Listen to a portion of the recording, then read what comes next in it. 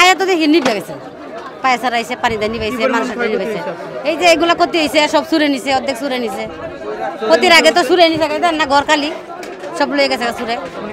দরজা ভাঙ্গিয়া বেড়া ভাঙ্গিয়া সব এই দিক দিয়ে লয়ে গেছে। আগুন লাগার সময় বাহিরের হুলা আনায়া দরজা তালা মারা, তালা ভাঙ্গিয়া মানুষ তো এটা ছেলের ঘর, ছেলে বউ নাতি তো গেছে গিয়া ফুলা বানায়া ওই যে ভাঙ্গে লো এনে সব জিনিসপত্র সব লয়ে গেছে। অনহেরা তো আর আগুন লাগছে আর খারে থাকতে পারে না, খারে থাকতে পারে জীবন বাঁচানি আগে ঘর হয়েছে। ক্ষয়ক্ষতি তো অনেকই হয়েছে, একটা ঘরের ভিতরে মাল সাবান কি কম তাহে না, আগুনটা বলতে পারি না কিভাবে লাগছে, আমরা তো অফিসে আসছিলাম না। 2:20 থেকে 30-এর ভিতর আগুনটা তালে লাগছে। এখানে আমরা তো সবাই ভাড়াটিয়া, মেইন হলো এখানে বাড়িওয়ালা আছে 10-12টা। এরা সঠিক বলতে পারবে যে আনুমানিক এখানে রুম কতটা ছিল, কারণ আমরা যে বাড়ির ভিতরে ছিলাম এই বাড়িতে আনুমানিক রুম ছিল আপনার 40-50টার মতো। এই বাড়িটার ভিতরে দোতলা ছিল তো, আর বাড়ির ভিতরে এখানে কয়টা বাড়ির চেয়ে এই বাড়িটাই ছিল বড়, আমার জানা ঘটনা আর কি। আমি তো দীর্ঘত এখানে 17-18 বছর যাবত থাকি। এগুলো আমাদের এখন বর্তমানে পরিস্থিতি। আমার ভাইয়ের এখন বর্তমানে ক্ষয়ক্ষতি হয়েছে আপনার 6 লক্ষ টাকার উপরে, নগদ ক্যাশে আমাদের 3.5 লাখ টাকা।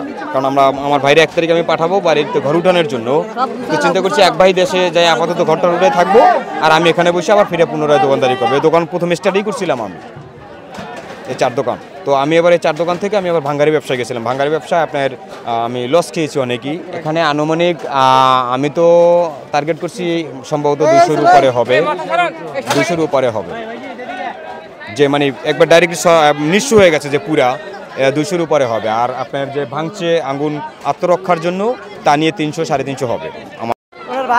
এই যে আমার ভাই, এটা তো আমার ভাই কইতে পারবো কি পরিমাণে কতটুকু আছে, তবে আমি বলতে পারি না, আমি দেখি না, আমি কাজে ছিলাম। আমি আইসা দেখি যে আগুন লাগছে। তারপর আমার খালা নিচে ছিল, আমার খালারে আর আমার মেরে নিয়ে আমি রাস্তায় দাঁড়ায় রয়েছি, ভিতরে আগুন লাগছে, আমাকে ঢুকতে দেয় নাই। আমার বোনের রুমে অনেক জিনিসপাতি ছিল, কিছুই বাইর করতে পারিনি। আমার ভাগ্নির অনেক স্বর্ণের জিনিস ছিল, কিছুই করতে পারিনি। আমরা সব রাস্তায় দাঁড়ায় রয়েছি। পড়ার পরে জায়গায় আইয়া দিত সবই শেষ।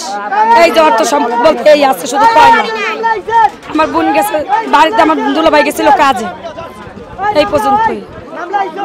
আমি তো কাজে ছিলাম, অনুমানিক 2টা-2:30টার দিকে লাগছে। কাজে ছিলাম, কাজেতে আয়া আবার পরে আয়া দিই সব জ্বলে শেষ। ঘরের মধ্যে কিছু ঢুকতে পারিনি, কিছু নিতে পারিনি, শুধু আমার ফিন্দনের কাপড় আছে। আসলে ভাই বলার মতো বাসাই নেই। মানে ঘর তো বেড়াইছিল 200-250-র উপরে, 200-250 রুমের মনে করেন কিছুই বাই করতে পারে না কেউ না। হঠাৎ করে আগুন লেগে গেছে। সবাই তো কাজ কামে, আজকে তো আর বন্ধের দিন না যে সবাই কাজ কাম করি, আমরা কর্মজীবী লোক। সকালবেলা যাই আহি মনে করেন 5টা-6টা বাজে, এই অবস্থা। মানে কি করবো কন, আমাকে আসলেই আমার কপালটাই মন্দ নাকি কইতাই না আমি।